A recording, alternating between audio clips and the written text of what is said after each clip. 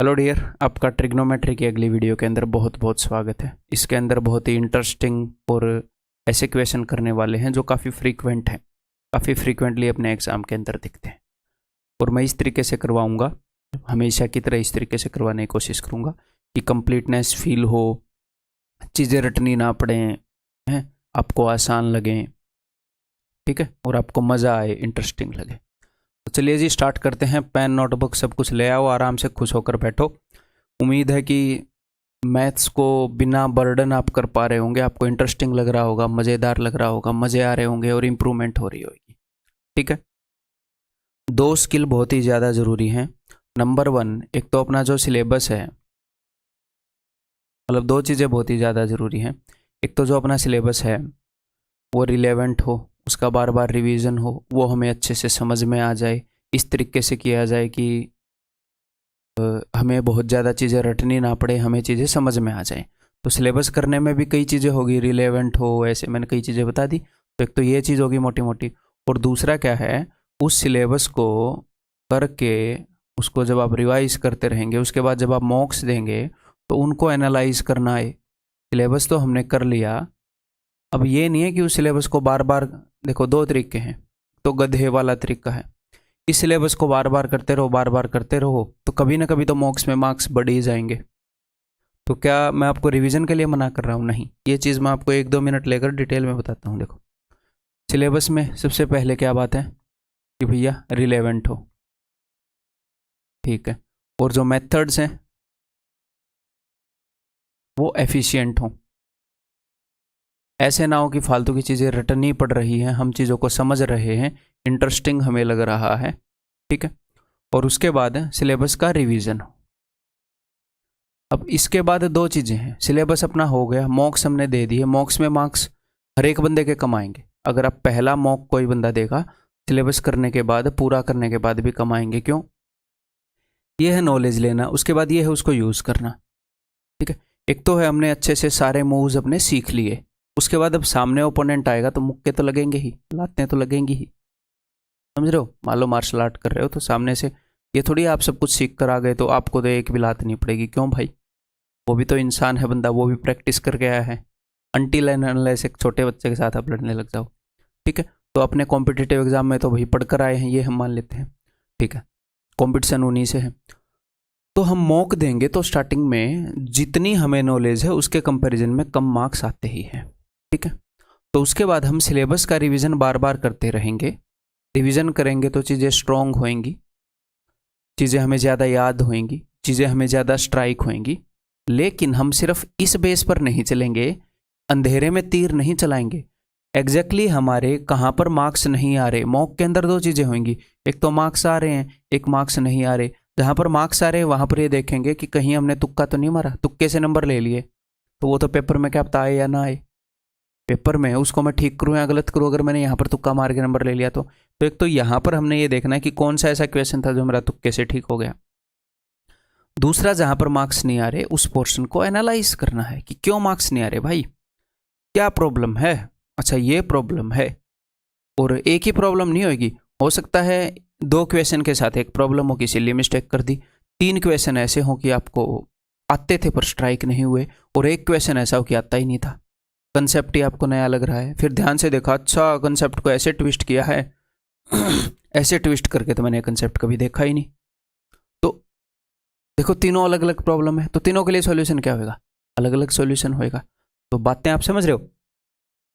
ये नहीं है कि इसको करते रहेंगे करते रहेंगे, अरे भैया इसको भी करेंगे, रिवीजन करेंगे, लेकिन मार्क्स सिर्फ इसके बेस पर नहीं बढ़ाएंगे, इसके बेस पर तो बढ़ाएंगे ही, उसको एनालाइज भी करेंगे। अब एनालाइज करने का बेस्ट तरीका क्या है, ये मैं क्यों बोल रहा हूँ, क्योंकि बार बार मेरे को सेम चीज़ें सामने आ रही हैं अपने टेलीग्राम ग्रुप के अंदर, सर मार्क्स नहीं बढ़ रहे, ये हो रहा है, वो हो रहा है। तो आप सिर्फ मेरे से एडवाइस मांगने आते हैं या फिर उसके ऊपर कुछ काम भी करने चाहते हैं? Guaranteed plan to increase marks in mocks, YouTube के ऊपर एक वीडियो पड़ी है लगभग 20-21 मिनट की, ठीक है। इस वीडियो को एक बार नहीं देखना, एक बार देखो, चीज़ों को अप्लाई करो, 4-5 दिन में फिर देख लो, देखो क्या अब तक कोई चीज़ छूट गई हो। एक बार में कौन इंसान है जो 100% चीज़ें सीख जाता है? कौन है? नहीं। तो वीडियोस भी जो ज़रूरी हैं उनको बार बार आपका देखना ज़रूरी है। फिर से देखो, नई चीज़ें समझ में आएंगी, डबल स्पीड पर करके देख लो, ठीक है, नई चीज़ें समझ में आएंगी। देखो हाँ, ये तो मैंने अप्लाई नहीं किया एनालिसिस में, उसको अप्लाई करो, तो क्या होगा, धीरे धीरे मार्क्स बढ़ेंगे। जो भी गलतियां हैं वो धीरे धीरे करेक्ट होने लग जाएंगी। आपको अच्छे से पहचान में आने लग जाएगा कि यहाँ पर ये क्वेश्चन इस कैटेगरी में गिरता है, कि मेरे को स्ट्राइक नहीं हुआ ये कंसेप्ट। तो कंसेप्ट स्ट्राइक कब होंगे, जो आपको नोट्स बनाने के लिए बोले हैं उनका बार बार रिवीजन होएगा। तो ये प्रोसेस सिंपल है, बट इसमें छोटे छोटे ध्यान रखने लायक कई प्रोसेस हैं। जो सिलेक्शन का प्रोसेस है वो सिंपल है, बट ध्यान रखने लायक कई छोटे चीज़ें हैं। अगर अच्छे से गाइड ना किया जाए, गंदे तरीके से गाइड किया जाए, तो काफ़ी सारी चीज़ें हैं, तो हलवा बन सकता है, बंदा 3 साल मेहनत करे सिलेक्शन ही ना हो। अगर अच्छे से गाइड किया जाए और स्टूडेंट भी काम का हो, बातों को मानने वाला हो, तो सिंपल चीज़ें हैं, बस थोड़ी सी ज़्यादा चीज़ें मैनेज करनी है। कभी कोई ऊपर कोई नीचे हो जाती है, तो क्या है, धीरे धीरे टाइम लगता है, इंप्रूवमेंट हो जाती है। तो बात समझ में आ गई। मैं यहाँ पर एक एडवाइस दे सकता हूँ क्या, कि मार्क्स नहीं बढ़ रहे बेटा ये कर ले। क्यों भाई, 1000 बच्चे 1000 जगह पर होंगे, 2000 बच्चे 2000 जगह पर होंगे, अलग अलग उनकी सिचुएशन है, अलग अलग कारण से उनके मार्क्स जो हैं वो नहीं आ रहे हैं। उसको कौन एनालाइज करेगा, आप करोगे, आपको तरीका बता दिया एनालाइज करने का, ठीक है। तो आपको क्या लगता है, एक प्रॉब्लम है, ऐसे हो सकता है अस्पताल में मरीज गए और सबको एक ही लाइन से एक ही गोली दे दी, ये लो भाई, किसी को कोई प्रॉब्लम थी किसी को कोई, तो समझ रहे हो। हाँ, उनको ये गाइड किया जा सकता है कि तुम्हारे वाली गोली तुम्हें कैसे मिलेगी, अगर ये प्रॉब्लम है तो ये लो, ये है तो ये लो, ऐसे गाइड किया जा सकता है। तो ये है 20-21 मिनट तो इस चीज़ के गाइडेंस में लगेंगी। एग्जैक्टली हम चीज़ों को कैसे पहचान पाएंगे, तो इन स्टेप्स को करो, ठीक है। इस डायरेक्शन में अब एक और बात, कई बच्चों को ये है कि मार्क्स नहीं आ रहे, ये हो रहा है वो हो रहा है। आज पेपर है क्या, आज पेपर नहीं है, कुछ दिनों के बाद पेपर होगा, तो तब तक हम इम्प्रूवमेंट ही करेंगे। जब तक आप गलतियों को नहीं पहचानेंगे, उनका सॉल्यूशन नहीं कर पाएंगे, तब तक आपके मार्क्स नहीं बढ़ेंगे। एक ऐसी चीज़ है ये जहाँ पर हमें लगातार चलते रहना पड़ेगा, बार बार गलतियों को देख के उनके ऊपर नज़र रख के सुधारते रहना पड़ेगा, आगे बढ़ते रहना पड़ेगा, काम करते रहना पड़ेगा। धीरे धीरे धीरे धीरे सारी चीज़ें ट्रैक पर आएंगी, एकदम से नहीं आ सकती सारी चीज़ें ट्रैक पर, ठीक है मेरे भाई। तो इन सारी चीज़ों का ध्यान रखो, समझदार व्यक्ति की तरह, रिस्पॉन्सिबल व्यक्ति की तरह जो भी आपको करना चाहिए वो सारी चीज़ें करो, और मन में पेशेंस रखो, चीज़ों को अच्छे से एनालाइज करो, चीज़ें डेफिनेटली इंप्रूव होंगी, ठीक है। और इम्प्रूव चीज़ें जो इम्प्रूव होंगी वो भी तुक्के से नहीं होंगी। इस चक्कर में भी नहीं रहना कि तुक्के से चीज़ें एक दिन अपने आप ठीक हो जाएंगी, नहीं, वो करनी पड़ेंगी। चीज़ें अपने आप कब ठीक होती हैं भला, चीज़ें ना तो अपने आप खराब होती ना अपने आप ठीक होती, खराब भी करनी पड़ती हैं, एफर्ट्स लगते हैं।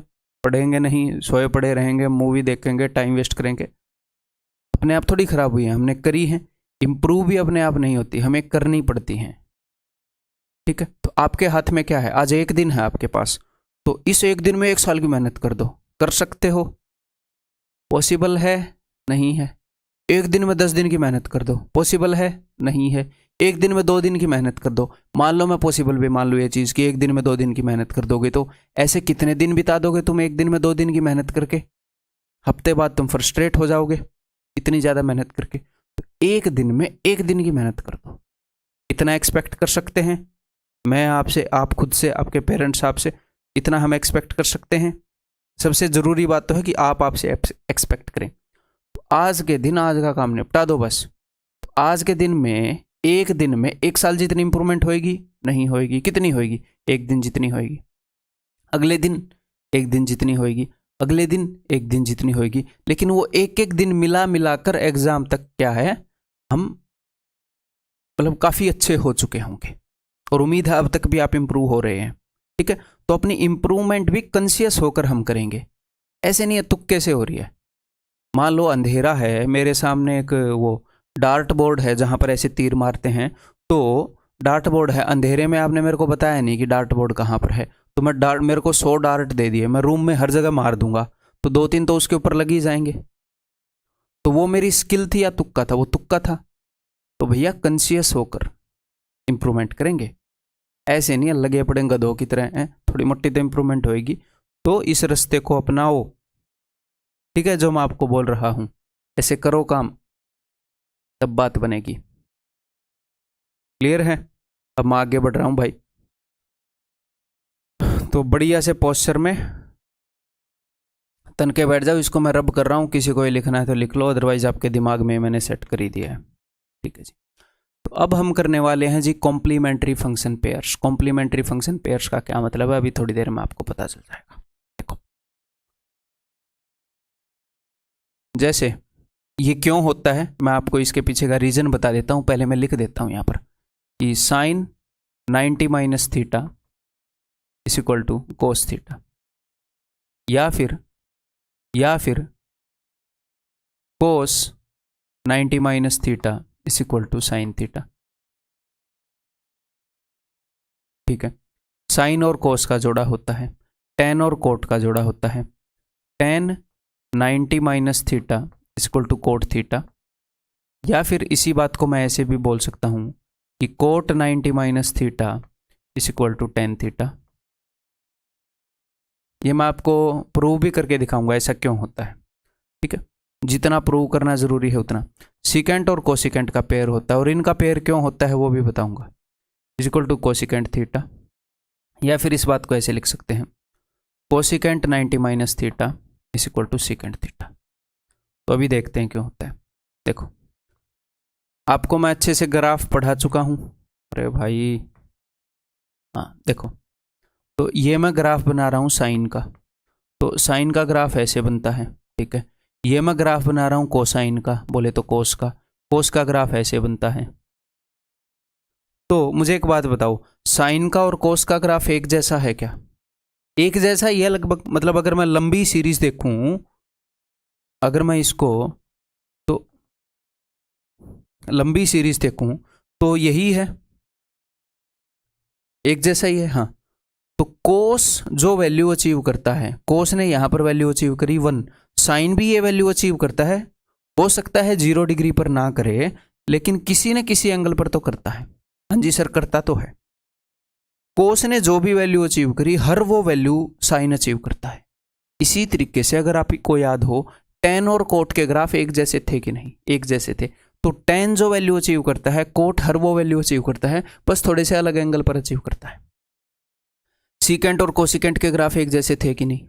एक जैसे थे। हर वैल्यू जो सीकेंट अचीव कर सकता है, कोसिकेंट अचीव कर सकता है। हर वैल्यू थोड़े से अलग एंगल पर अचीव करता है। ये थोड़ा सा अलग एंगल क्या है? देखो, साइन ने यहां से स्टार्ट करी वैल्यू अचीव करनी, 0 डिग्री पर ये है, 1 डिग्री पर ये है, 2 डिग्री पर, 3 डिग्री पर, ऐसे वैल्यू अचीव करनी पड़ी। कोस ने यहां से स्टार्ट करी है, तो कोस का ग्राफ साइन के ग्राफ से 90 डिग्री आगे चल रहा है बस, और कुछ नहीं है। यहां से ही तो स्टार्ट हुआ है कोस का ग्राफ, और कुछ नहीं है। कोस का ग्राफ साइन से 90 डिग्री आगे चल रहा है बस।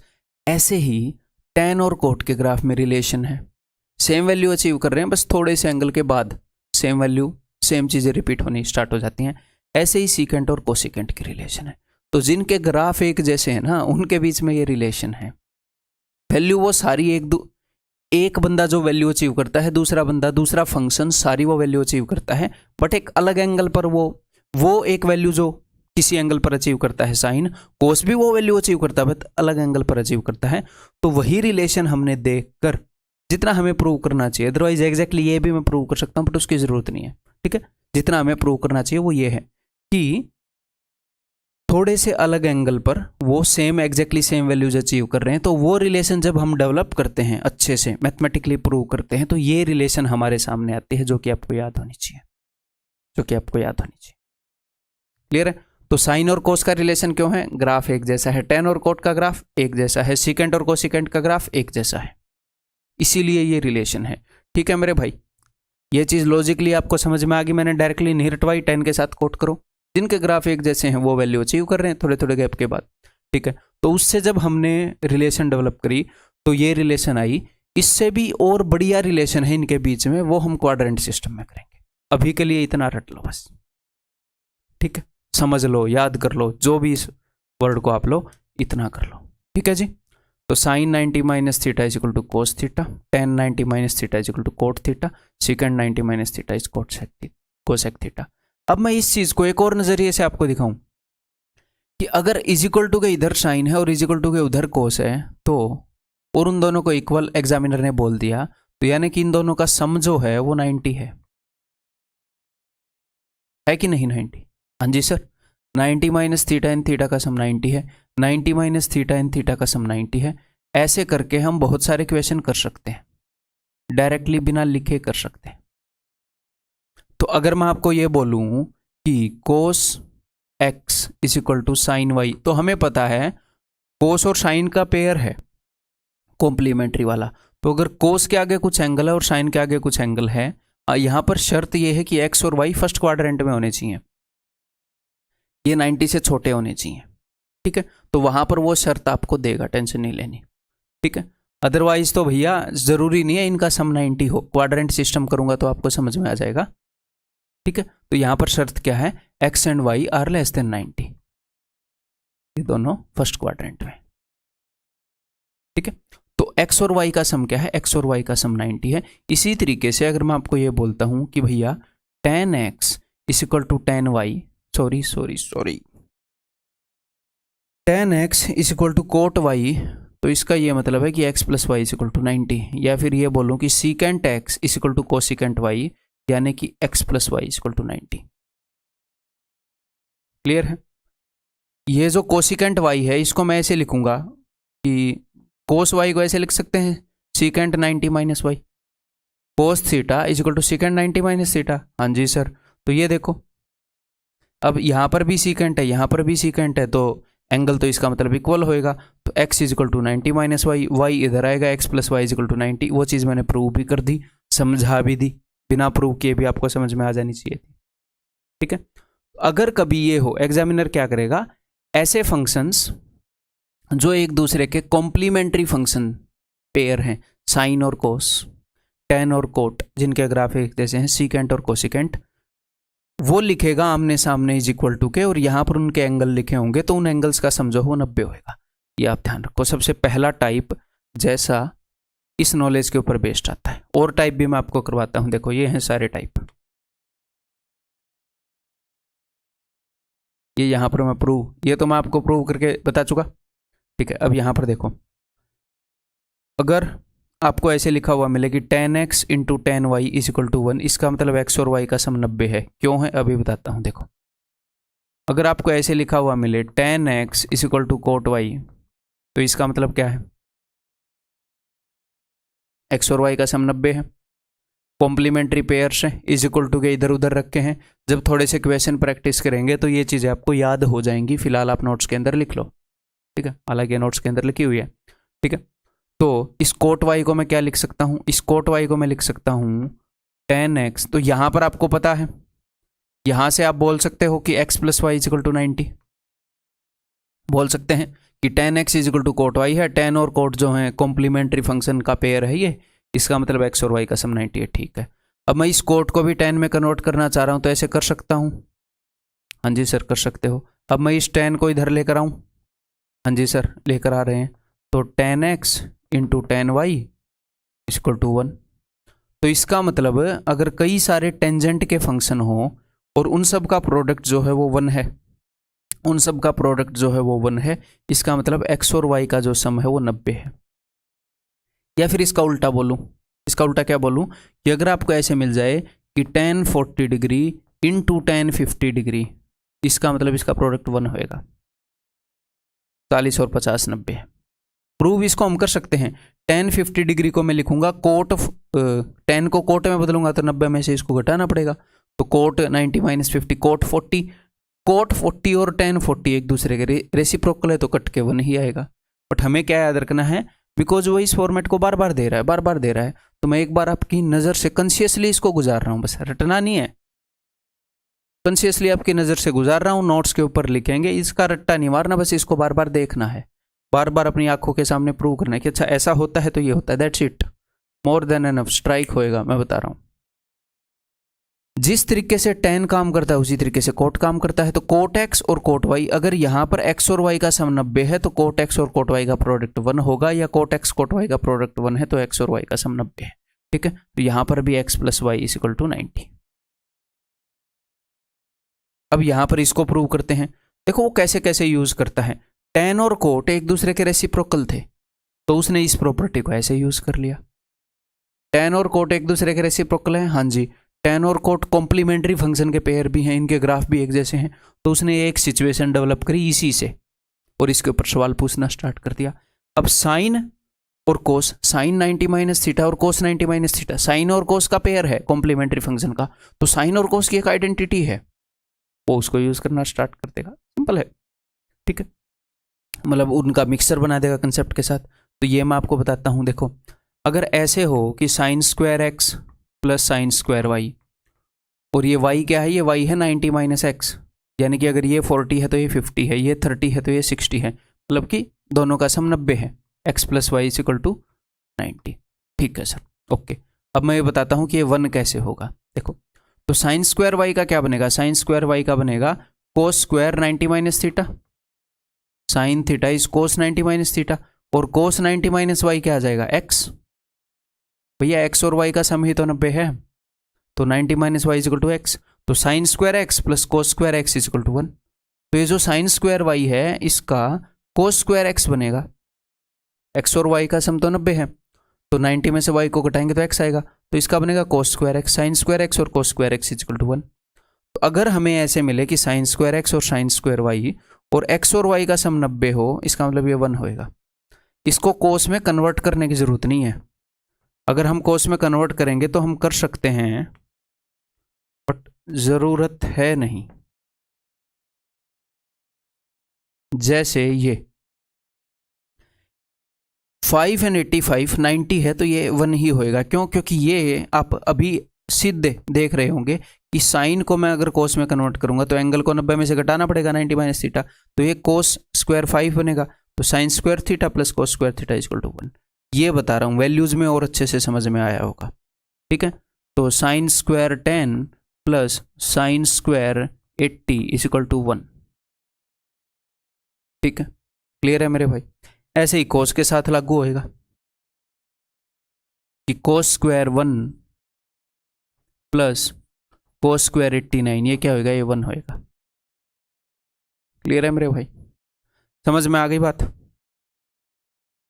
तो इस चीज के ऊपर जितने भी क्वेश्चन बन सकते हैं इसी वीडियो के अंदर हम कर देंगे, इसी लेक्चर के अंदर। तो आपने क्या करना है, ये जो चीजें हैं एक बार लिख के 3-4 बार लिखो इनको, ठीक है, अपने दिमाग में बैठाओ, उसके बाद क्वेश्चन को करना स्टार्ट करना है। जैसे मैंने आपके दिमाग में बैठाई है वैसे बैठाने की कोशिश करो, उसके बाद क्वेश्चन को करना शुरू करना है। अभी रगड़ देते हैं बहुत सारे questions. X y be two acute angles, x plus y is less than 90, okay, and sine this. तो यहां पर उसने क्या किया है, देखो साइन के सामने क्या है, साइन के सामने कोस है, कॉम्प्लीमेंट्री फंक्शंस का पेयर है, हाँ जी। तो इसका मतलब दोनों एंगल्स का जो सम है ना, इसका और इसका, इनका सम 90 है भैया, इनका सम 90 है। तो अब देखो मैं मेंटली इनको जोड़ रहा हूं, डायरेक्टली मैं अपनी नोटबुक में क्या लिखूंगा, दिस प्लस दिस, तो यहां पर प्लस 20, यहां पर माइनस 20 कट गया, 2x plus 2y is equal to 90। ये पूछ रहा है 10x प्लस वाई, तो अगर 2x प्लस 2y 90 है तो x प्लस वाई 45 होएगा, दो कॉमन लेके काट देंगे, 10 45 इक्वल टू 1 आया हुआ क्वेश्चन है। इसमें बहुत सारे इजी क्वेश्चंस आते हैं, लेकिन मेरे को तो हर एक टाइप का क्वेश्चन करवाना है ना, तो बहुत सारे इजी, मॉडरेट, बढ़िया वाले हर तरह के क्वेश्चन करवाऊंगा। ठीक है, नेक्स्ट ये बताओ, फिर से आपको दिखा कि सीकेंट के सामने कोसिकेंट है, ये तो कॉम्प्लीमेंट्री फंक्शन का पेयर है, ठीक है, दोनों को इज इक्वल टू कर रखा है, यानी कि इस चीज का और इस चीज का सम जो है दैट इज 90। तो जोड़ो, मन ही मन में कुछ तो जोड़ो, 7 थीटा माइनस 3 थीटा मैं जोड़ रहा हूं लेकिन वो नेगेटिव है, तो आएगा 4 थीटा, प्लस में 28 और 30, कितना हो गया ये 28 और 30, this will be 58 is equal to 90। तो फिर ये क्या होएगा, ये हो जाएगा 32, 58 में क्या जोड़ोगे 90 आए 32, तो 4 theta is 32, 4 8 32, theta is equal to 8, that's it, खत्म कहानी। ठीक, क्लियर है? अब ये आपके ऊपर डिपेंड करता है इस चीज को आप कितना लिख कर करोगे, है ना, लेकिन करना है शांति से, जल्दबाजी नहीं करनी, जल्दबाजी में गलत उत्तर निकालोगे तो आप बहुत नुकसान में हो। कभी भी जल्दबाजी नहीं करनी, उत्तर ठीक आना चाहिए। इतना टाइम एग्जाम में होता है कि ठीक ठाक शांति से क्वेश्चन को कर लें, अगर वो हमें आता है तो वो हो जाएगा। टाइम की मारामारी इतनी नहीं होती कि हमने बढ़िया तैयारी करी, हमको क्वेश्चन आता है, हम ठीक मेथड से क्वेश्चन को कर रहे हैं, उसके बाद भी टाइम की कमी पड़ जाए, नहीं पड़ती। हमने स्ट्रेटजी ठीक लगाई है टाइम मैनेजमेंट की, हम बिना वजह ऐसे क्वेश्चन से नहीं उलझ रहे जो फालतू में टाइम वेस्ट करा रहा है, तो टाइम की कमी नहीं पड़ती। टाइम की कमी पड़ती है जब डिसीजंस गलत लेते हैं, गलत क्वेश्चन के साथ उलझ गए, फालतू में टाइम बर्बाद कर दिया, फिर उतना टाइम भी नहीं रहेगा जितना होना चाहिए। तो ठीक है, काम शांति से करना है। तो फिर से भैया tan और cot जो है कॉम्प्लीमेंट्री फंक्शन है। tan something is equal to cot something, यानी कि दोनों का सम जो है 90 होएगा। तो जोड़ रहा हूँ 4 theta minus theta that is equal to 3 theta, और 50 और 50 कट जाएगा, 3 theta is equal to 90, therefore theta is equal to 30। का पूछते रहे, ऑप्शन है थीटा 30। नेक्स्ट, अब ये देखो, तो चलो मैं बताता हूँ ये क्या है।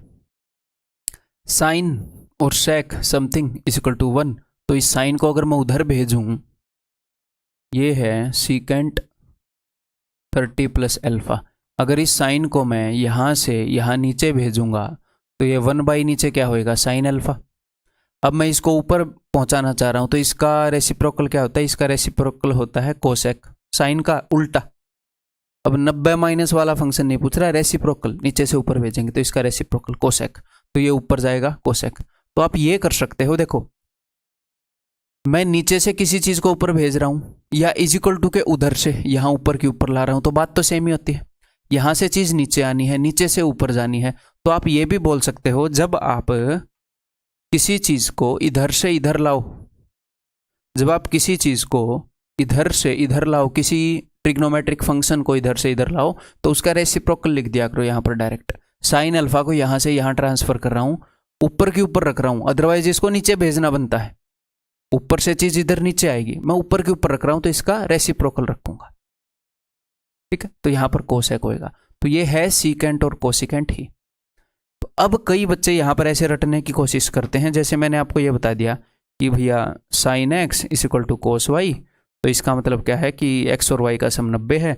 तो इसको ऐसे रटने की कोशिश करते हैं कि मान लो कोस को इधर ले आए कि साइन एक्स और सीकेंट वाई इसका इज इक्वल टू 1, तो सम 90 है।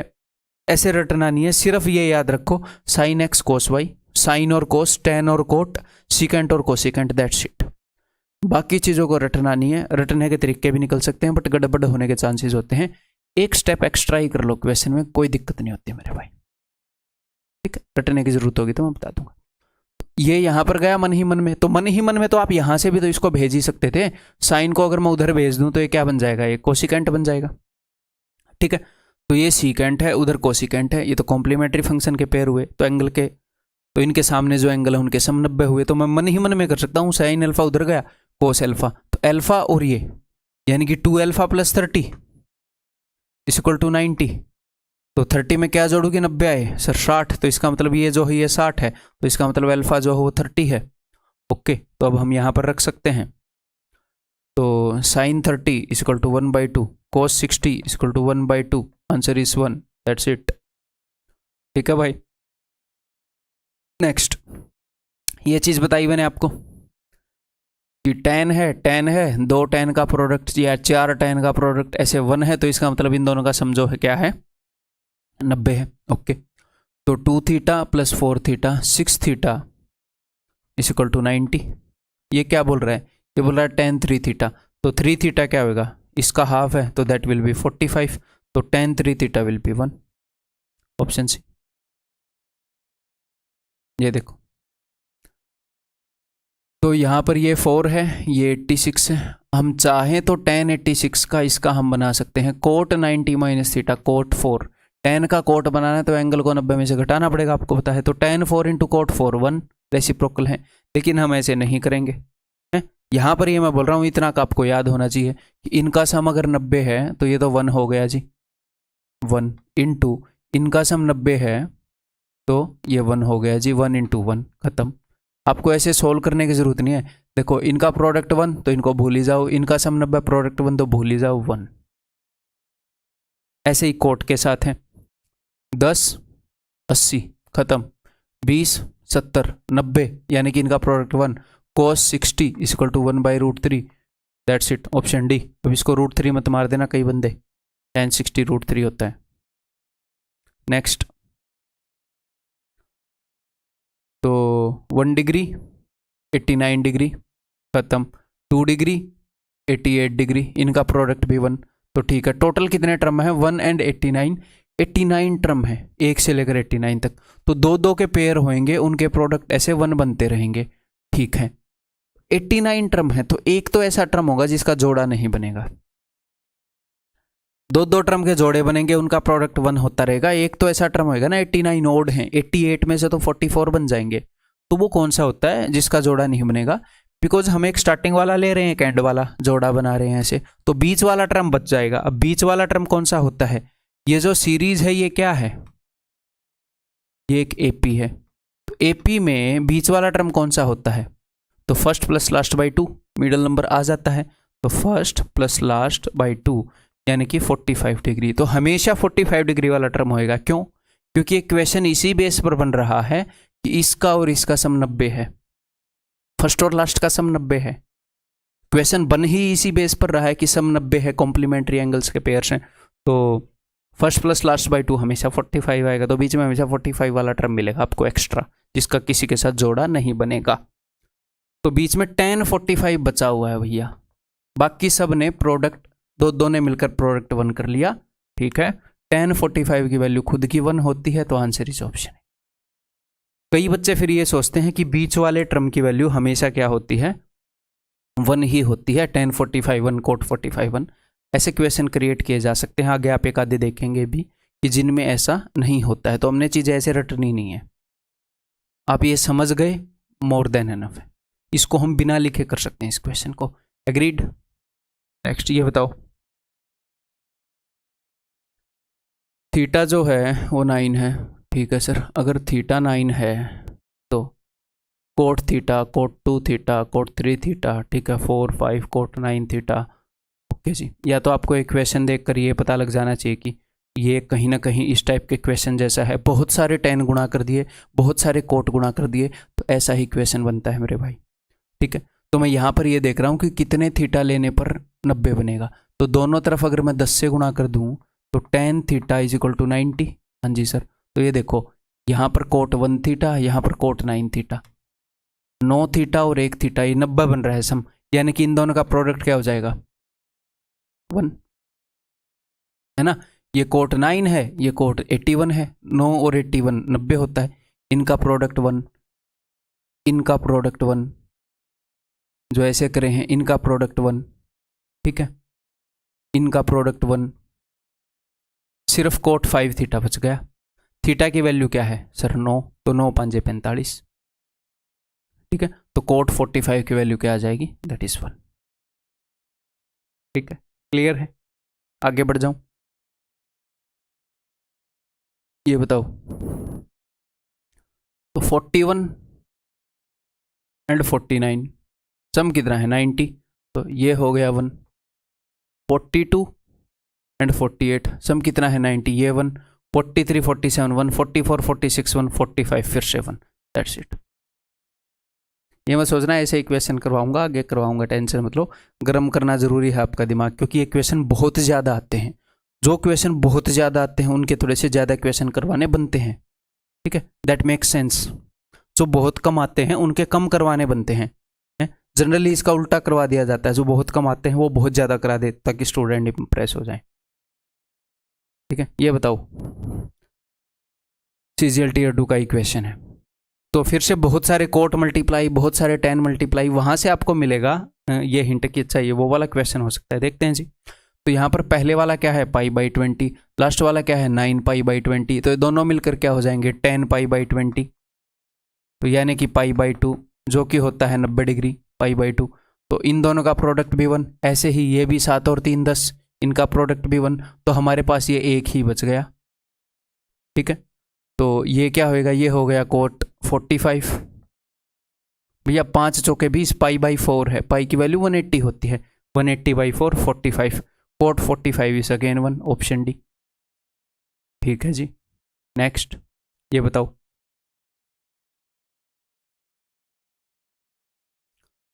फिर से वही मामला है। यहाँ पर 5 है, यहाँ पर 85 है, तो सम कितना बन रहा है? 90। यहाँ पर 6 है, यहाँ पर 84 है, सम कितना बन रहा है? 90। वही कॉम्प्लीमेंट्री वाला पंगा चल रहा है। और मैंने आपको क्या बताया था कि जब भी सम 90 होएगा साइन में, sign square 5 and sine square 85, जब भी सम 90 होएगा इन दोनों का सम 1 हो जाएगा। क्यों? क्योंकि इसको हम लिख सकते हैं कोस स्क्वायर, साइन को कोस में बदलूंगा तो एंगल को 90 से घटाना पड़ेगा, कॉम्प्लीमेंट्री पेयर हैं साइन और cos, cos square 5, sine square 5 and cos square 5 equal to 1। तो अब क्या होएगा 5 वाला और 85 वाला, और इसके बाद क्या है 6 वाला और 84 वाला, ये दो टर्म मिलकर इनका सम होएगा 1 प्लस, इनका सम होएगा 1 प्लस, दो टर्म मिलकर, अब की बार प्रोडक्ट 1 नहीं है, अब की बार सम 1 है। तो हमें देखना पड़ेगा कितनी बार दो टर्म मिले हैं। तो उसके लिए हमें क्या करना पड़ेगा, उसके लिए हमें देखना पड़ेगा कि टोटल कितने टर्म हैं। तो 5 से स्टार्ट हुई है कहानी, 5 6 7 8 9 10 85 तक गई है। तो 85 में से मैं 4 घटा दूंगा, 1 2 3 4, पहले 4 टर्म नहीं आए, बाकी तो सारे आ गए ना 85 तक। तो 85 माइनस 4, 81 टर्म्स हैं। अब 81 टर्म्स को दो हिस्सों में तोड़ लो, एक तरफ तो 80 और एक तरफ 1। जो ये 80 टर्म्स हैं ये आपको कितनी वैल्यू दे देंगे, ये 80 टर्म्स आपको वैल्यू दे देंगे 40। हर दो टर्म मिलकर आपको 1 दे रहे हैं, ठीक है। और ये जो एक टर्म है ये बचेगा मिडल वाला टर्म, बीच वाला टर्म, और बीच वाला टर्म हमेशा क्या होएगा 45 होएगा। क्यों? क्योंकि फर्स्ट प्लस लास्ट बाय 2 ऐसे आएगा मिडल टर्म जो बचेगा, जिसका किसी के साथ पेयर नहीं होएगा, ठीक है। तो 5 प्लस 85 बाई 2, 90 बाई 2 45। तो साइन स्क्वायर 45 कहीं बीच में पड़ा है जिसका किसी के साथ जोड़ा नहीं बना, तो sine square 45 is equal to 1/2। तो अपना आंसर क्या हो जाएगा 40 प्लस 1/2। अब इस चीज को कई तरीकों से रट लेते हैं स्टूडेंट, कि मतलब इतना ऐसे है तो 40.5 कर दो, ये कर दो, वो कर दो। देखो ऐसे मेरे को क्वेश्चन को थोड़ा सा बदलना है, थोड़ी सी आइडेंटिटी बदलनी है, आपका वो फॉर्मूला जो दरे का दरा रह जाएगा, आपको पता भी नहीं चलेगा कि क्या चीज़ बदली।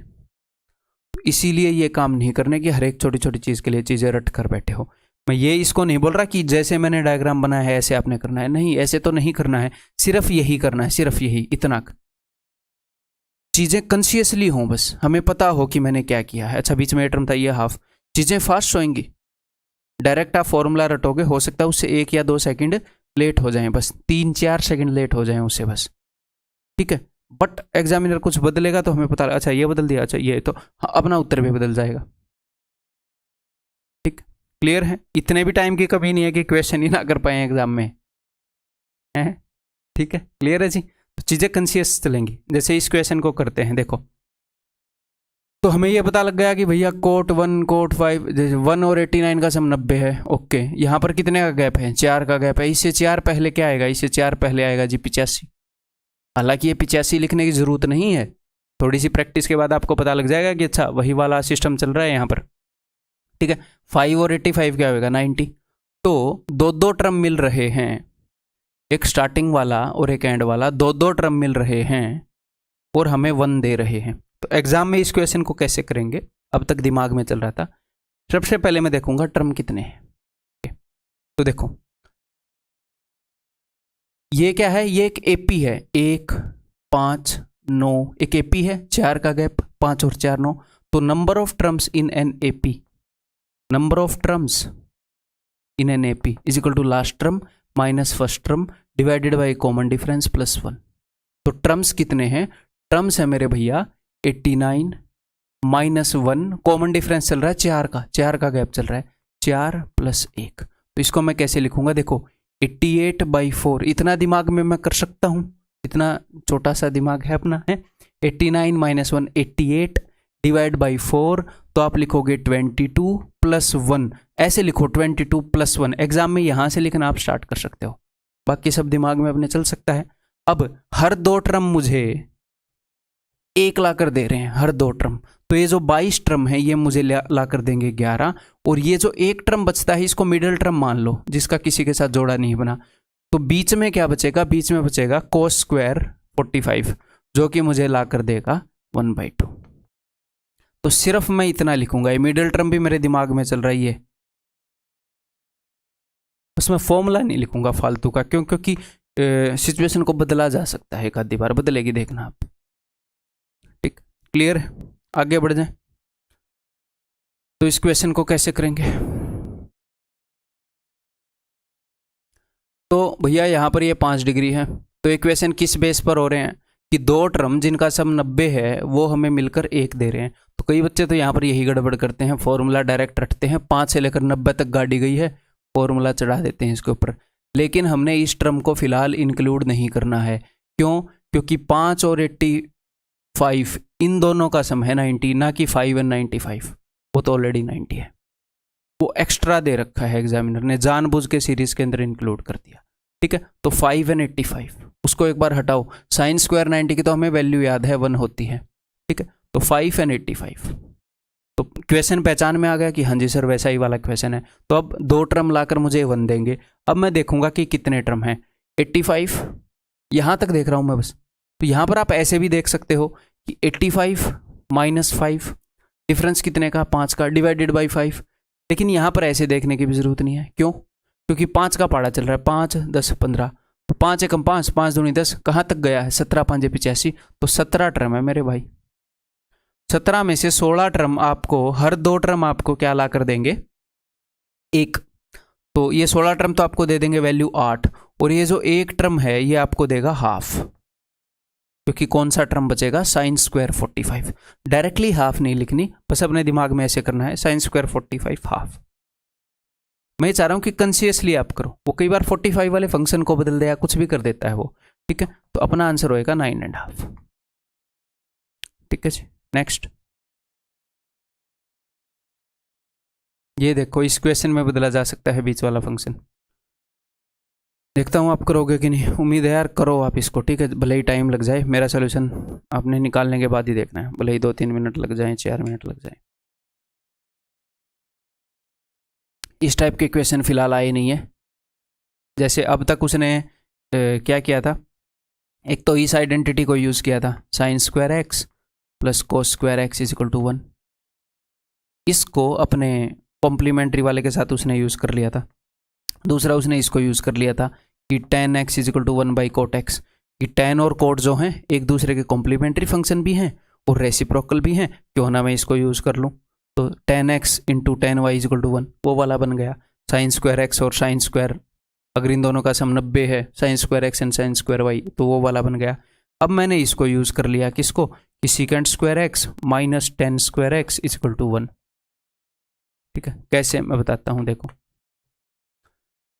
तो यहाँ पर अपना सीकेंट स्क्वायर 1, ठीक है, 1 3 5 45, ठीक है, 47, दो का गैप चल रहा है 89। तो कहीं ना कहीं तो आपके दिमाग में ये आएगा क्वेश्चन को देखकर कि भैया 89 एंड 1 90, तो कहीं ना कहीं तो फर्स्ट और लास्ट का टर्म 90 है, तो वो वाला सिस्टम तो नहीं है। तो देखते हैं वो वाला सिस्टम है कि नहीं। क्या आप इस क्वेश्चन को रट कर रखोगे? नहीं, रट के नहीं रखेंगे। तो जब भी आपको चीज़ें पहचान में ना आए कि भैया मतलब क्या क्या चल रहा है, तो आप क्या करो, एंगल सेम कर लो। ये 1 डिग्री है, ये 89 डिग्री है, कोई दिक्कत नहीं है, इसको 1 डिग्री बनाओ। इसको 1 डिग्री बनाने के लिए मुझे क्या करना पड़ेगा? कोट को tan में बदलना पड़ेगा। कोट और tan एक दूसरे के कॉम्प्लीमेंट्री फंक्शन पेयर हैं, तो 90 में से 89 को घटाऊंगा 1। कोट को tan में बदलना है तो 90 में से घटाना पड़ेगा। तो सीकेंट स्क्वायर 1 यहाँ पर है भैया माइनस टेन स्क्वायर 1, क्या होता है 1। Secant square theta minus tan square theta 1। अच्छा, तो यानी कि फर्स्ट वाला टर्म और लास्ट वाला टर्म मिलकर मुझे क्या देंगे? ये मुझे मिलकर देंगे 1। क्यों? क्योंकि इसमें से इसको घटा रखा भैया। ऐसे ही सीकेंट स्क्वायर 3 यहाँ पर क्या बनेगा? यहाँ पर बनेगा ten square 3, secant square theta minus tan square theta, फिर से 1। तो समझ में आ गई चीज़ें थोड़ी थोड़ी बदली जा सकती हैं। और भी फ्यूचर ये क्वेश्चन आया नहीं है, आ सकता है थोड़ा सा और डिफरेंट आ सकता है, बट अपने बेसिक स्ट्रॉन्ग हैं तो हम कर जाएंगे क्वेश्चन को। हो सकता है हम फर्स्ट राउंड में ना करें नए क्वेश्चन को, और नया क्वेश्चन फर्स्ट राउंड में करना बनता भी नहीं, कोई नहीं करेगा, थर्ड राउंड में करना बनता है। बट जिसके बेसिक स्ट्रॉन्ग है वो कर देगा, जिसके नहीं है वो नहीं करेगा, बस।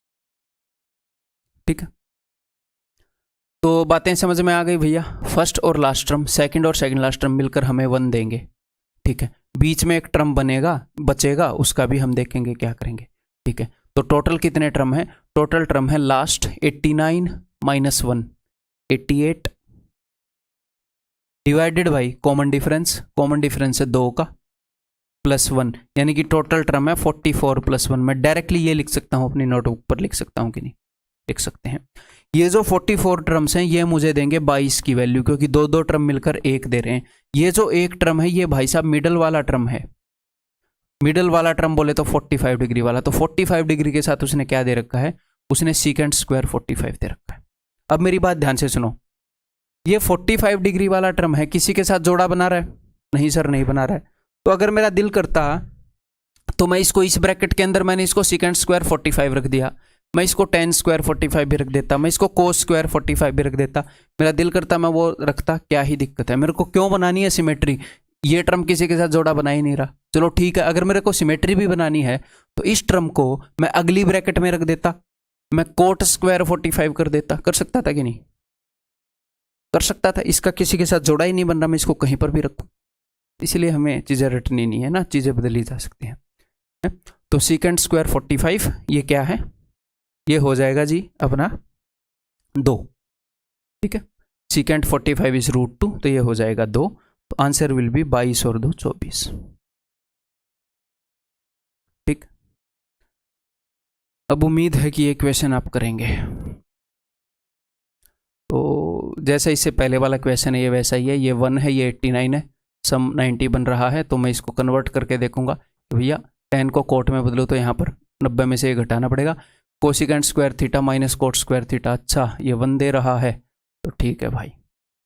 स्टार्टिंग और एंड वाला नंबर, सेकंड और सेकंड लास्ट वाला नंबर मिलकर हमें 1 दे रहा है, तो ठीक है। रगड़ते हैं मामले को। तो टोटल कितने टर्म है?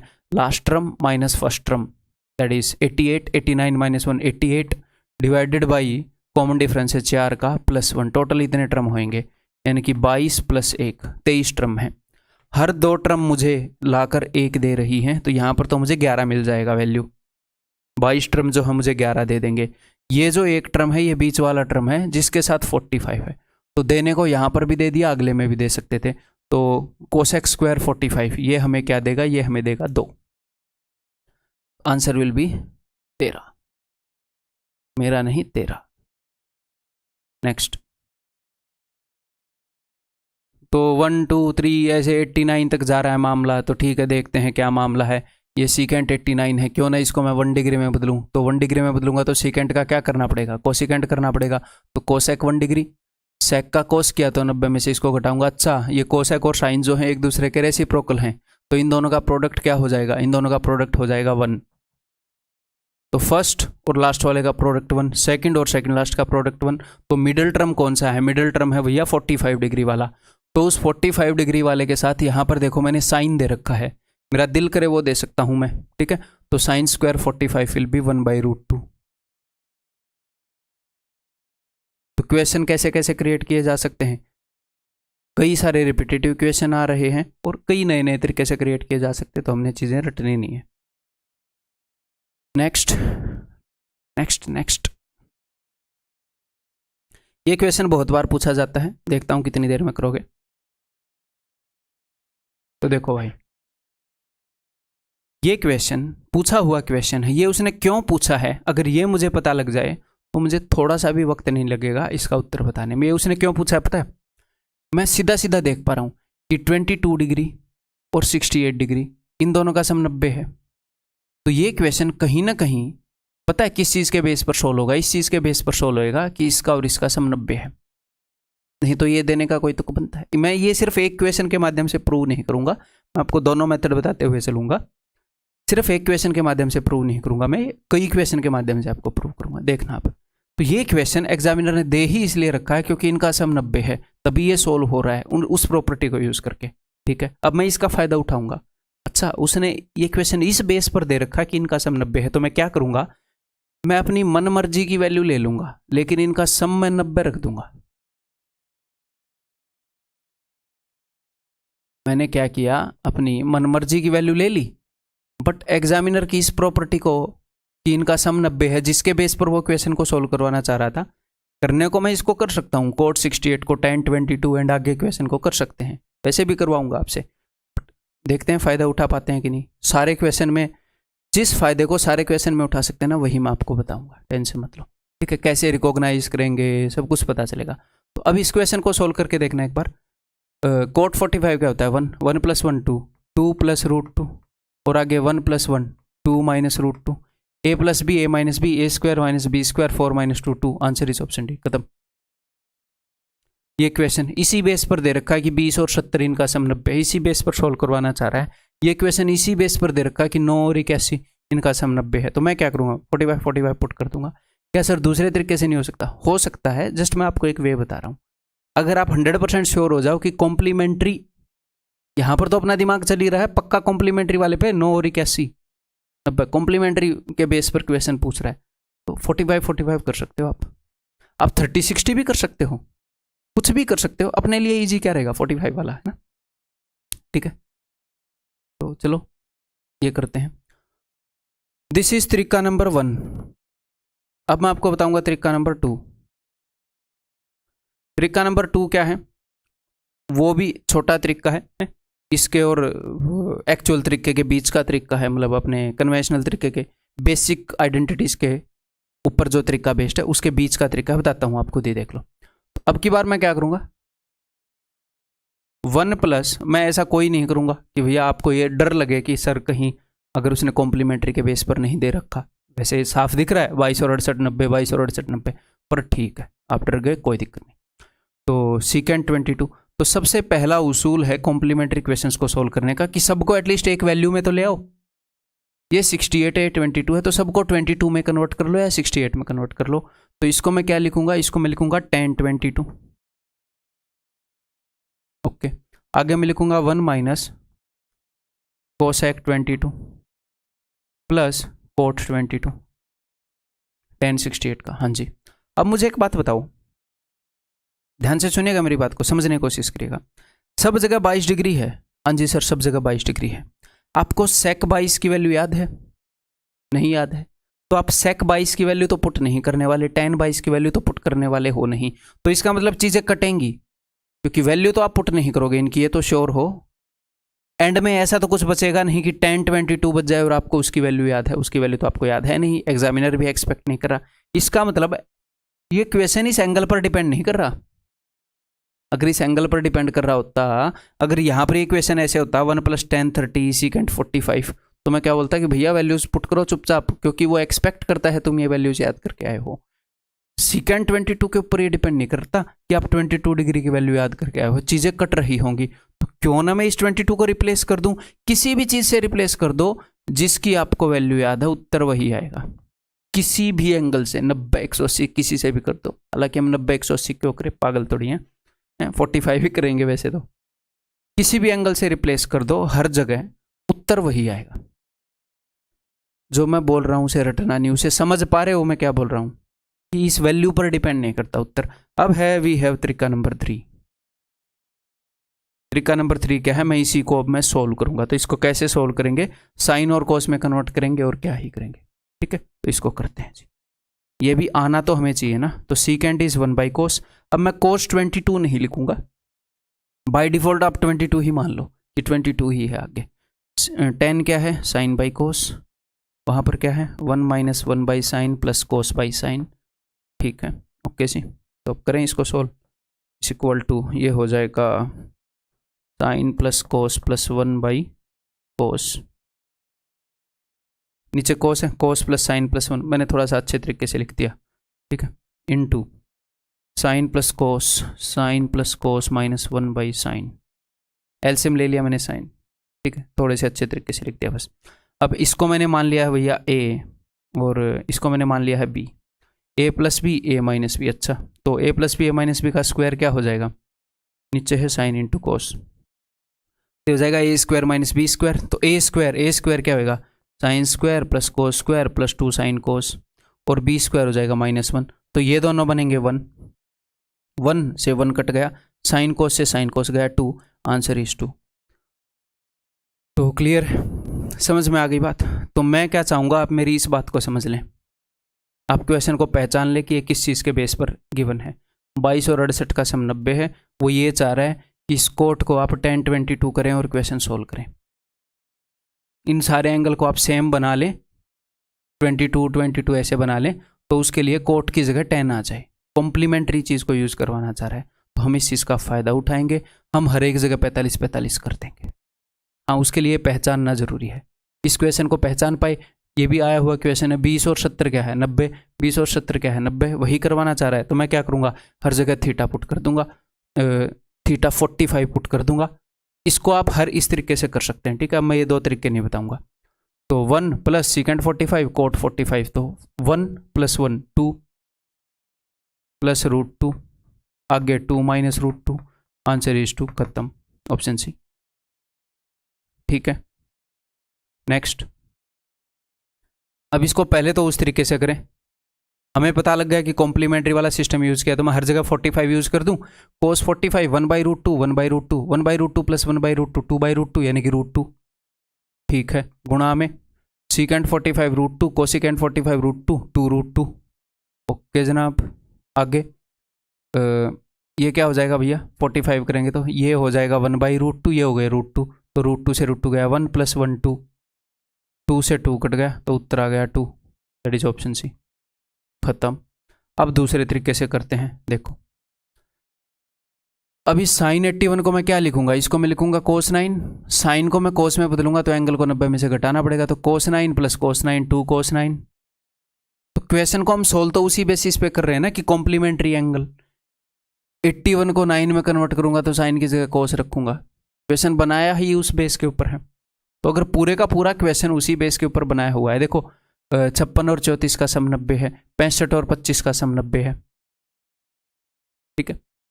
तो यहां पर मैं फिर से क्या कर दूंगा, सीकेंट 9, तो ये हो जाएगा 2 सीकेंट 9, ठीक है जी। तो यहां पर मैं क्या करूंगा, इसको 56 में बदल लूंगा या इसको 34 में बदल लूंगा, तो इसको 56 में बदलूंगा तो ये बनेगा कोसेक 56। भैया एंगल को 90 में से घटाओगे तो इसका कॉम्प्लीमेंट्री फंक्शन लिखना पड़ेगा, साइन और कोसेक एक दूसरे के रेसिप्रोकल होते हैं, तो 1 + 1, नीचे आ गया है मेरे भाई 2, ऊपर कोस और सीकेंट एक दूसरे के रेसिप्रोकल होते हैं, तो 2 × 2 4/2, answer is 2, that is option C. तो ऐसे करने के लिए एक चीज पहचाननी जरूरी कि अच्छा इसी चीज के ऊपर बेस्ड ये क्वेश्चन बनाया है क्या, और हालांकि यहां पर तो मेरे ख्याल क्वेश्चन चीख के कह ही रहा है। अब हमें एक बात पता है कि एक ट्रायंगल के सभी एंगल्स का सम जो है वो 180 होता है। तो अगर मैं दोनों तरफ 2 से डिवाइड कर दूं, दोनों तरफ 2 से डिवाइड कर दूं, तो एंगल्स के सम का हाफ 90 होता है, या फिर एंगल्स के हाफ कर दूं उनका सम जो है 90 होता है। तो बिकॉज एग्जामिनर क्वेश्चन बना रहा है जब एंगल्स का सम 90 है उसके ऊपर बेस्ड, तो वो इस चीज को भी यूज कर सकता है, ट्रायंगल के एंगल दे देगा, ABC ट्रायंगल के एंगल हैं और उनके हाफ को यूज करेगा, तो वही चीज तो हो गई, वही चीज हो गई। तो अब आप देखो, बोल रहा है कौन सी रिलेशन जो है वो असत्य है, फॉल्स है। देखो यहां पर साइन है, यहां पर कोस है, कॉम्प्लीमेंट्री एंगल के पेयर्स हैं, और इन दोनों का सम 90 है, देखो है कि नहीं, इन दोनों का सम 90, a + b/2, तो ये हो गया a/2 b/2 और c/2, तो a/2 b/2 और c/2 इनका सम तो 90 है ही, तो इसका और इसका सम 90 है, तो बिल्कुल ठीक है। कोस और साइन और यहां पर सम 90 है कि नहीं, हाँ जी सर 90 है, ठीक है, रटने की जरूरत नहीं है चीज। tan के साथ सीकेंट है तो tan के साथ सीकेंट का जोड़ा नहीं बनता, मैं अगली चेक करता हूं ये ठीक है कि नहीं, कोट और tan, हाँ जी ठीक है बिल्कुल, कोट और tan वैसे फंक्शन है कॉम्प्लीमेंट्री वाले, और b/2 a/2 c/2 इन तीनों का सम जो है 90 होएगा, ये भी ठीक है, ये असत्य है, यानी कि उत्तर ये है, ऐसे असत्य पूछ रहा था ना वो, ठीक, clear. Next, for triangle ABC find cos square a/2 plus, हालांकि मैं यहां पर यह भी कर सकता था कि ट्रायंगल के एंगल्स ले लूं, बट ऐसे भी हम मेंटली कर सकते हैं, इसलिए ऐसे बता रहा हूं। ये देखो फॉर ट्रायंगल ABC, तो एग्जैक्टली वही मामला है भैया, अगर ट्रायंगल ABC है तो इनके एंगल्स का सम जो है दैट इज 180, तो a/2 + b/2 वो क्या करेगा, यहाँ पर अपने पास ये 3 एंगल बने हैं, इनमें से 2 को एक तरफ रखेगा, एक को एक तरफ रखेगा, ताकि दोनों एंगल का सम 90 हो जाए। देखते हैं, तो कोस के साथ यहाँ पर a/2 रखा है, तो कहीं पर b और c/2 भी होएगा, तो ये देखो ये,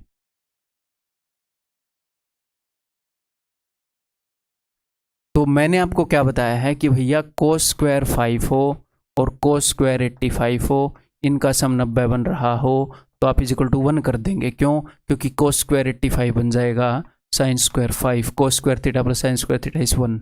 ठीक है, तो कोस स्क्वायर समथिंग इसका और इसका दोनों एंगल का सम 90 है। हाँ जी सर 90 है, तो इनका जोड़ा आपको 1 ला कर देगा। एग्जैक्टली सेम कहानी है यहाँ पर कोस स्क्वायर b/2 है, तो b के अलावा c और a भी मिलेंगे आपको एक जगह पर। ये जोड़ा हमें ला कर देगा 1। ये a और b है तो एक जगह c मिलेगा। ठीक है, तो ये जोड़ा हमें ला कर देगा 1। उत्तर विल भी 3। मेंटली कर सकते हैं। ठीक है भाई, क्लियर है? नेक्स्ट पूछा गया क्वेश्चन है, तो कर ही सकते हैं इसको, करते हैं। देखो HW में दे देता हूं क्योंकि इजी है। करो इसको, फिर बाद में मैं तो ऑफ कोर्स टेक्स्ट सॉल्यूशन तो मिल ही जाएगा। नेक्स्ट ये देखो, तो यहां पर जो इसने क्वेश्चन दिया है कोसेक 67 प्लस थीटा और यहां पर है सीकेंट 23 माइनस थीटा। अगर आप इनको ध्यान से देखोगे तो इन दोनों का सम क्या है? इन दोनों का सम है भैया 90, प्लस थीटा है माइनस थीटा है। 67 23 इन दोनों का सम 90 है। तो करने को हम इस क्वेश्चन को ऐसे कर सकते हैं, पहले लेंदी मेथड बता रहा हूं। इस सीकेंट को मैं ऐसे लिखूं, कोसिकेंट, सीकेंट का कॉम्प्लीमेंट्री फंक्शन क्या है? कोसिकेंट, और एंगल को 90 में से घटाऊं,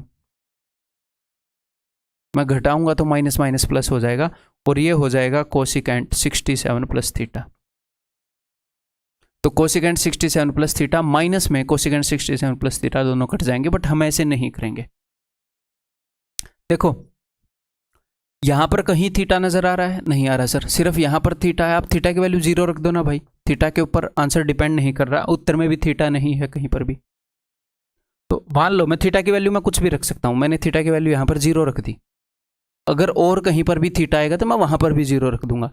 तो अगर थीटा की वैल्यू मैंने 0 रख दी तो ये हो गया सीकेंट 67, ये हो गया कोसिकेंट 67, ये हो गया सीकेंट 23। तो सीकेंट 23 को अगर मैं कोसिकेंट में बदलूंगा तो कोसिकेंट 67, तो कोसिकेंट 67 माइनस कोसिकेंट 67, खत्म, 0। या फिर आपको पता चल गया कि इन दोनों एंगल्स का सम जो है वो 90 है, तो क्वेश्चन किस चीज के बेस पर सोल्व होगा कि ये दोनों कॉम्प्लीमेंट्री एंगल हैं। तो क्यों ना 45 ले लें, भूल ही जाएं उसने क्या दिया है यहाँ पर, 45 ही ले लें। कोसिकेंट 45 √2, सीकेंट 45 √2 माइनस √2, खत्म। तो एक तो क्वेश्चन का ये वाला पार्ट हो गया जो कि 0 हो गया, मैंने 3 तरीके से आपको बता दिया। अब अगले पार्ट को देखते हैं। यह है 15, यह है 75, इन दोनों का सम 90 है। सीकेंट 75 क्या बनेगा भैया? सॉरी सीकेंट नहीं है, कोसिकेंट है। कोसिकेंट 75 क्या बनेगा?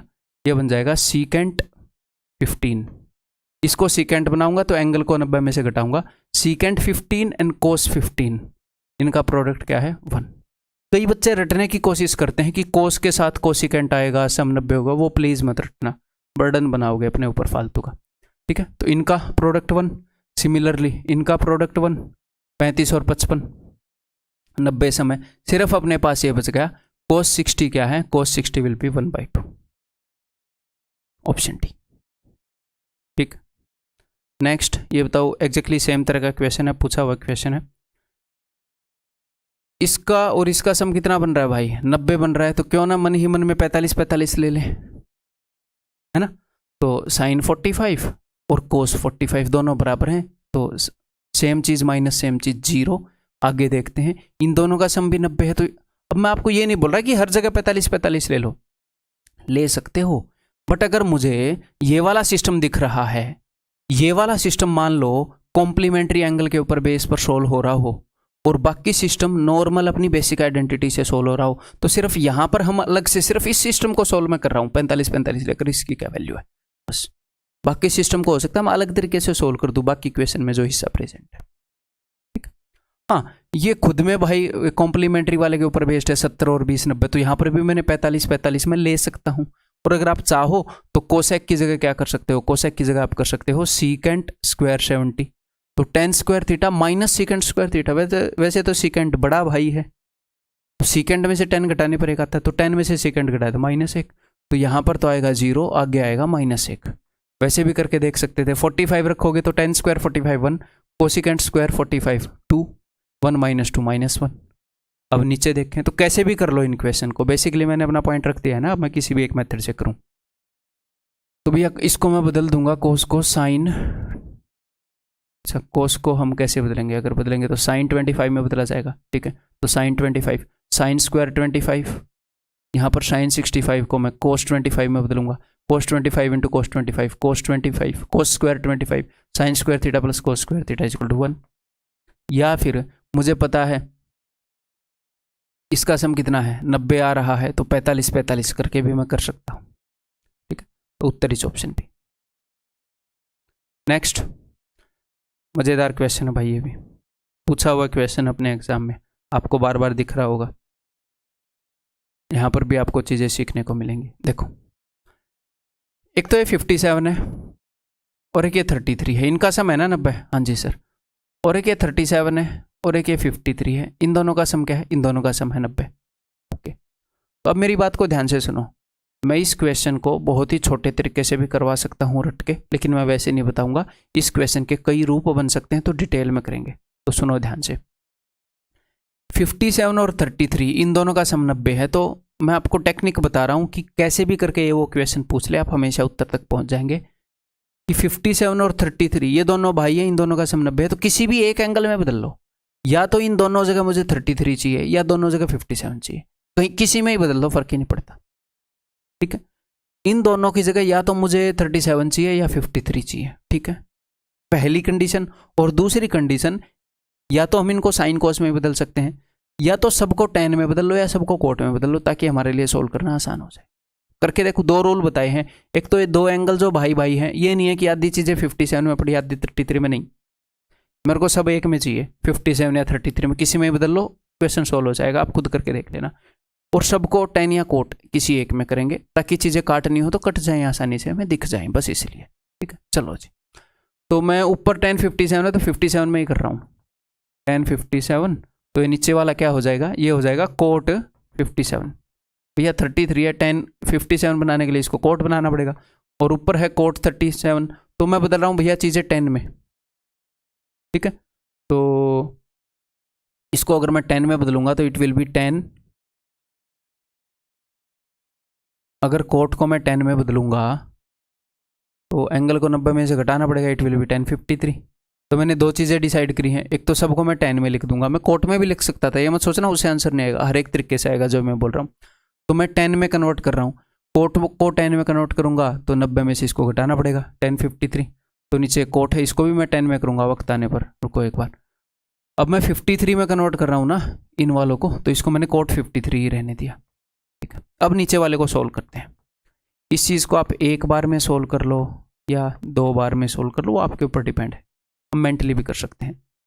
ये क्या बन रहा है, ये बन रहा है 1/tan 57 प्लस 1/tan 53।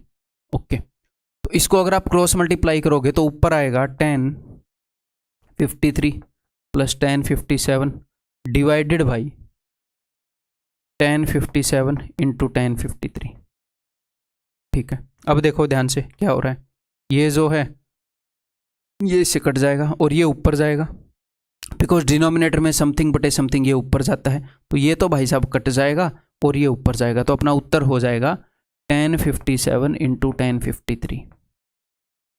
ढूंढो जरा ऑप्शन में tan 57 tan 53 है, कहीं पर नहीं है, यहाँ पर एक जगह tan है एक जगह कोट है। तो ये जो उत्तर है ना, ये टोटल 4 तरीकों में दिया जा सकता है, 4 तरीकों में। कैसे, अब मेरी बात को सुनो, एंगल 57 है, तो 57 की जगह मैं 33 भी कर सकता हूँ कि नहीं, हाँ जी सर मैं कर सकता हूँ। भैया इस 57 की जगह मैं 33 भी कर सकता हूँ, तो मैं क्या करूँगा, tan की जगह मैं कोट कर दूंगा, ठीक है। और इस 53 की जगह मैं 37 भी कर सकता हूँ, मैं tan की जगह कोट कर दूंगा। तो इस एक चीज़ को मैं 2 रूप में लिख सकता हूँ, इस एक चीज़ को मैं 2 रूप में लिख सकता हूँ, तो 2 × 2 4 तरीके हो जाते हैं। तो सर हमें कैसे पता चलेगा, हम देखेंगे कौन सा दे रखा है, या तो tan 57 होगा या कोट 33 होगा, इन दोनों में से एक प्रेजेंट होगा, और tan 53 और कोट 37 में से एक प्रेजेंट होगा, चाहे ये और ये दे दे, ये और ये दे दे, ये और ये दे दे, ये और ये दे दे, कुछ भी दे दे, इन दोनों में से एक मिलेगा, इन दोनों में से एक मिलेगा, और ऐसे वो बार बार देता है ये क्वेश्चन। तो क्या मैं इसको रट के आ जाऊं कि कौन सा दे रखा और आपके सामने करा दूं, नहीं, इसके 4 ऑप्शन बनते हैं, वो इसके उत्तर को मैं ऐसे भी पूछ सकता हूँ, इसके 4 उत्तर बनते हैं कि कौन सा ठीक नहीं है, 3 ठीक वाले उत्तर दे दूंगा और चौथा बिना ठीक वाला दे दूंगा। ठीक है, तो देखो 1053 और कोड 33 में 1057, तो यहाँ पर 1057 है, नहीं है, कहाँ है 1057?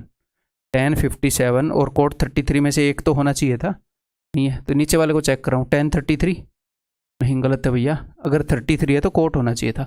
आगे देखते हैं, 1053 है और कोड 37 है, ये यही दोनों दे दिए भाई, इन दोनों में से एक देना था। अब अगला 1057 दे दिया और कोड 37, ये दोनों दे दिए, दिस इज द आंसर। ठीक, उम्मीद है कि ये समझ में आया होगा। अगर ये समझ में नहीं आया तो बार बार देखो, खुद सोचो मैं क्या बोल रहा हूँ, क्यों बोल रहा हूँ। ठीक, आपको खुद भी दिमाग लगाना पड़ेगा भाई। नेक्स्ट ये बताओ, CHSL का क्वेश्चन है, पिछला अपना क्वेश्चन था ये CGL Tier 2 का था, ये CHSL का है। Which of the following values suits for A to make this equation true. ठीक है, A की वैल्यू पूछ रहा है, तो अगर A की वैल्यू पूछ रहा है तो हर एक चीज़ को उधर भेज दूँ, तो A इज इक्वल टू इन सारी चीज़ों को उधर भेज रहा हूँ, मुझे A की वैल्यू चाहिए, A की वैल्यू निकाल देते हैं, तो ऊपर जाकर ये हो जाएगा cosec 62 tan 11 और वो चीज़ें नीचे जाकर हो जाएंगी tan 62। अब लास्ट क्वेश्चन में जो मैं आपको समझा रहा था ना, उसकी इंपॉर्टेंस अब आपको समझ में आएगी और ज़्यादा, ये मामला क्या चल रहा है। चलो जी, इसको सॉल्व करने की कोशिश करते हैं, कहीं पर 90 सब मिले तो बताओ। 62 एंड 28 90 होता है, तो इस 62 को इसको मैं बदल सकता हूँ secant 28, तो secant 28 से secant 28 कट गया, कुछ और कट सकता है? 62 एंड 38 तो 90 होता नहीं, 100 होता है, तो और कुछ तो नहीं कर सकता। अब मेरी बात ध्यान से सुनो, अब ध्यान से सुनो, इस tan 11 को मैं यहीं के यहीं कोट 79 लिख सकता हूँ कि नहीं? लिख सकता हूँ। या फिर मैं इस tan 11 को नीचे ले जाकर कोट 11 लिख सकता हूँ कि नहीं? लिख सकता हूँ। या फिर मैं इसको नीचे ले जाके tan 79 लिख दूंगा। तो इसको भाई साहब मैं 4 रूप में लिख सकता हूँ, इसको 4 रूप में लिख सकता हूँ, इसको 4 रूप में लिख सकता हूँ। तो आपको आप रट सकते हो कि कौन सा उत्तर दिया होगा, नहीं रट सकते तो ध्यान से देखेंगे। देखो अब यहाँ पर tan 38, तो देखो ये कोट 38 है, कोट 38 ऊपर जाकर tan 38 बन सकता है, बन सकता है, ये वाला पोर्शन तो ठीक है उत्तर का। tan 79, तो नीचे tan 79 आ सकता है क्या? tan 11 है, ऊपर नीचे अगर आएगा तो ये क्या बनेगा? ये बनेगा कोट 79। रुको एक बार, tan नीचे आएगा तो हाँ देखो, ऊपर tan 11 है तो नीचे tan 79 नहीं, रुको यार एक बार, नीचे tan 79 आ सकता है, देखता हूँ मैं एक बार। tan 11 है तो नीचे आके कोट 11 होएगा, हाँ तो बन सकता है, बन सकता है, नीचे आकर कोट 11 होएगा, तो कोट 11 को मैं लिख सकता हूँ tan 79। तो हम क्या करेंगे, ध्यान से, एक और पॉइंट मेरे ध्यान में आया, अगर इसको मैं ऊपर से नीचे उतारूँ या नीचे से ऊपर लेकर जाऊँ तो मुझे एक चेंज करना पड़ेगा, या तो एंगल को 90 में से घटा दूँ या tan की जगह कोट कर दूँ। tan की जगह कोट करके कोट 11 भी कर सकता हूँ, या tan की जगह tan रख लूँ, 90 में से इसको घटा दूँ, tan 79 कर सकता हूँ। तो हमने बस ये देखना है, ये भी वैलिड हो सकता है, ये भी वैलिड हो सकता है। tan 28 नीचे tan 28 हो सकता है, tan 28 नहीं हो सकता भैया, tan 62 है। अगर इसको 28 बनाना तो इसको कोट बनाना पड़ेगा, tan 28 नहीं हो सकता नीचे के नीचे। इसको अगर ऊपर ले जाएंगे तो tan 28 हो सकता है। मैं फिर से एक बार डिटेल से बताना चाहूँगा, कई बच्चे कन्फ्यूज ना हो गए हों, एक बार फ्लो टूट गया था ना। देखो फिर से पहले ऑप्शन को देखते हैं। ये जो tan 11 है, इसको मैं ऊपर के ऊपर tan 11 रख सकता हूँ, हाँ जी सर रख सकते हैं, या फिर यहीं के यहीं मैं इसको कोट 11 कर दूँ। tan का रेसिप्रोकल कोट होता है, आप बोलोगे जी हाँ, सॉरी यार मैं खुद ही आपको कंफ्यूज कर रहा हूँ। एक बार फिर से ये tan 11 है, इसको यहीं के यहीं आपको tan 11 मिल सकता है ऑप्शन में, जी हाँ मिल सकता है। अब मेरी बात को ध्यान से सुनो, अगर इसको मैं यहीं के यहीं लिखना चाह रहा हूं तो मैं इसको क्या लिख सकता हूं, tan की जगह कोट कर दूं और 11 की जगह 79 कर दूं, कोट 79 लिख सकता हूं, हाँ जी सर लिख सकता हूं। अगर मुझे इसको यहीं के यहीं रखना है तो दोनों चीजें बदलनी पड़ेंगी। tan की जगह आपने कोट किया है, इसे खाम का तो ऐसे नहीं कर सकते ना कि tan 30 इक्वल टू कोट 30, क्यों करेंगे भैया? tan 30 और कोट 30 अलग है। अगर tan की जगह मैंने कोट किया है तो tan की जगह कोट किया है तो एंगल को भी 90 में से घटाना पड़ेगा, इज इक्वल टू कोट 60। तो tan tan 11 को यहीं के यहीं आप cot 79 लिख सकते हो।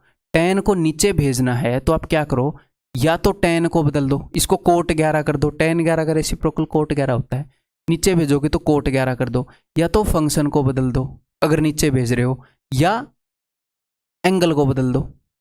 tan 79 हो सकता है ये नीचे आकर, इन दोनों में से एक चीज को बदल दो। अगर यहीं पर रखना है तो दोनों चीजों को बदलना पड़ेगा। समझ गए? अब मैंने क्लियर कट बता दिया है, ठीक है, जो मेरे दिमाग में थी बातें। टीचिंग स्किल क्या होती है पता है? जो हमारे दिमाग में है उसको हम कितना हूबहू दूसरों को बता सकते हैं, तो उसकी लगातार प्रैक्टिस चलती रहती है। जिस तरीके से मैं आपको चीज़ें बताता हूँ बस उनका एक ही रूप होता है। मैं दिमाग में वैसे सोच रहा होता हूँ, एग्जैक्टली वैसे बताने की कोशिश करता हूँ। अब मैंने एग्जैक्टली आपको बता दिया, ठीक है। तो अब देखते हैं, अब ध्यान से सुनो, क्या ये उत्तर होगा कि नहीं। और ये मैं एक्सप्लेन करने में बहुत ज़्यादा टाइम ले रहा हूँ, इसको सोल्व करने में उतना टाइम नहीं लगेगा। एक्सप्लेन करने में टाइम क्यों ले रहा हूँ? क्योंकि कई रूप में आ सकता है उत्तर, आप बिना वजह फंस जाओगे अगर मैंने कम टाइम लिया तो। tan 38, ऊपर tan 38 आ सकता है। देखो cot 38 को अगर मैं ऊपर लेकर जाऊंगा तो tan 38 मैं इसको लिख सकता हूँ। अगर मैं ऊपर से नीचे और नीचे से ऊपर लाऊंगा तो एंगल या फंक्शन में से एक बदल कर मैं लेके जा सकता हूँ, ठीक है। tan 79 नीचे आ सकता है, जी हाँ आ सकता है। देखो tan 79, tan 28 नीचे, tan 28 तो नहीं आ सकता भैया, cot 28 हो सकता है, गलत हो गया। अगला B tan 28, ये ऊपर जाकर tan 28 हो सकता है, tan 79 नहीं है, tan 79 नहीं होगा। अगर सेम जगह रहना है तो दोनों चीज़ों को पलटना पड़ेगा, नहीं हो सकता ये, ठीक है। अगला tan 28, हाँ ऊपर जाकर tan 28 हो सकता है, या tan 38 हो सकता है, ऊपर जाकर tan 38 भी हो सकता है, नीचे आकर tan 79 भी हो सकता है, ये ठीक है। ऑप्शन सी वो गलत है, डी ठीक। क्लियर है? अब ये देखो भाई, तो इसने मुझे बताया है कि sin 17 = x/y, ये 17 डिग्री है, ये क्या हो जाएगा, ये हो जाएगा 73। तो sin theta is perpendicular upon hypotenuse, तो दैट इज परपेंडिकुलर, ये हाइपोटेन्यूज, बेस हो गया y² - x²। अब वो एग्जामिनर आपको इस तरह के क्वेश्चन देता है तो आप इसको करने के कई तरीके हैं। आप एग्जैक्टली यहीं पर वैल्यूज पुट कर दो, ये रेशियोज पुट कर दो, उसमें भी कोई दिक्कत नहीं है। या इन फंक्शंस को, मतलब sin 73 को आप बदल लो cos 17, 1/cos 17 - cos 17, सोल्व करने के बाद वैल्यू रख दो। अब कैसे भी रख दो, फर्क ही नहीं पड़ता, मैं डायरेक्टली रख रहा हूँ।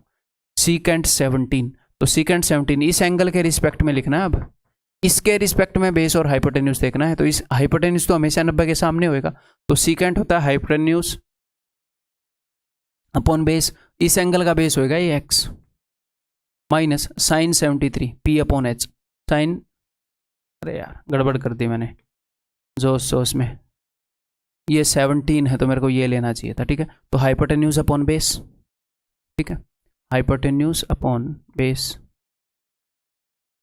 माइनस sin 73 इस एंगल के, तो इस एंगल का परपेंडिकुलर होगा इसके सामने वाला, यानी कि √y² - x² divided by perpendicular upon hypotenuse y। तो कर दें अब काम, ये इसका रेसिप्रोकल ही निकला, ठीक है। क्रॉस मल्टीप्लाई कर रहा हूँ तो इस तरफ आएगा y², ठीक है, ये इस तरफ जाएगा तो क्या होएगा, ये स्क्वायर रूट से बाहर आ जाएगा, और माइनस है तो साइन बदलेंगे, -y² + x² divided by y into √y² - x²। इससे ये कट गया, x² बटे में y, ऑप्शन डी, ठीक है। क्लियर है? तो दैट्स ऑल इस वीडियो के अंदर। कितनी क्लैरिटी हुई इस टाइप के क्वेश्चंस की, जब एक बार फिर से रिपीट करोगे तो और ज़्यादा क्लियर हो जाएंगी चीज़ें, ठीक है। और कई बच्चों को अरिथमेटिक में ये है कि भैया अरिथमेटिक में फंस रहे हैं, एक बार मैं अरिथमेटिक स्टार्ट करूँगा एडवांस से, थोड़ा सा जल्दी ही उसको कवर करूँगा, तो उसको भी मैं ऐसे ही क्लियर कर दूंगा, टेंशन नहीं लेनी, ठीक है। इससे कहीं ज़्यादा बल्कि मैं क्लियर करूँगा। तो दैट्स ऑल। इस क्लास का जो फीडबैक है टेलीग्राम ग्रुप में डेफिनेटली देना भाई, ठीक है। मिलते हैं अगली क्लास के अंदर, बाय बाय, टेक केयर।